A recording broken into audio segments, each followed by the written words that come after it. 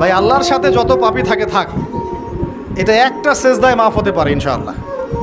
আল্লাহ পাকের সাথে অনেক পাপ আছে আমাদের, মনে করে নামাজ পড়ি নাই, রোজা রাখি নাই, যাকাত দেই নাই, ইত্যাদি ইত্যাদি অনেক পাপ, আল্লাহর হক অনেক নষ্ট করেছে। একটা সেজদা যদি কবুল হয়ে যায়, একটা ইস্তেগফার যদি কবুল হয়ে যায়, ইনশাআল্লাহ সব গুনাহ মাফ হয়ে যাবে।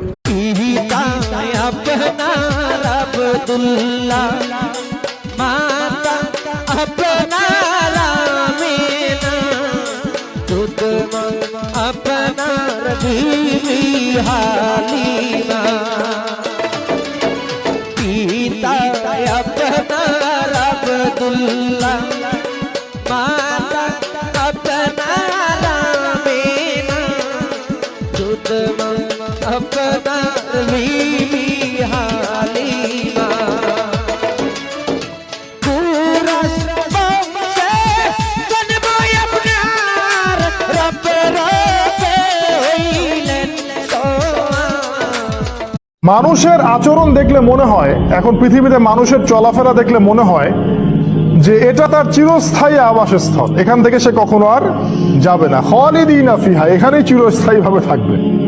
চলাফেরা দেখবেন মনে হয় যে তার সামনে মানে মৃত্যু বলে কিছু নাই, কবর বলে কিছু নাই, হাসর, ফুলসিরাত, জান্নাত, জাহান্নাম, মিজান, এগুলো কিছুই নাই। চলাফেরার ভাবটা দেখে মনে হয় এরকম আর কি। অথচ আমাদের নবী বলেছিলেন সাল্লাল্লাহু আলাইহি ওয়াসাল্লাম যে আমি যা জানি, নবীজি বলেছেন আমি যা জানি তোমরা যদি তা জানতে তাহলে তোমরা বেশি বেশি কাঁদতে, কম কম হাসতে। তোমরা স্ত্রী সহবাস করাও ছেড়ে। দৈনিক 12 রাকাত সুন্নত যে ব্যক্তি পড়বে তার জন্য জান্নাতে ঘর নির্মাণ করা হবে। কোন 12 রাকাত? ফজরের আগে 2, ফজরের আগে, জোহরের আগে 4, তারপরে 2, তারপরে মাগরিবের পরে, ইশার পরে, মোট কত হইল? 12। এই 12 রাকাত নামাজ যে ব্যক্তি দৈনিক পড়বে তার জন্য জান্নাতে ঘর নির্মাণ করা হবে। যখনই আপনার সামনে মুহাম্মদ নামটা উচ্চারিত হবে, কমপক্ষে সাল্লাল্লাহু আলাইহি ওয়াসাল্লাম অবশ্যই পড়বেন। একবার দরুদ শরীফ পড়লে 10টা নেকি হয়, 10টা গুনাহ মাফ হয়ে যায়। আল্লাহ পাক 10 বার আপনার প্রতি রহম করবেন, আপনার মর্যাদা আল্লাহ পাক 10 গুণ বাড়িয়ে দিবেন। বলেন সুবহানাল্লাহ।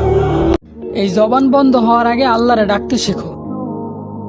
এই চোখ বন্ধ হওয়ার আগে আল্লাহর কুরআন দেখা পড়তে শেখো।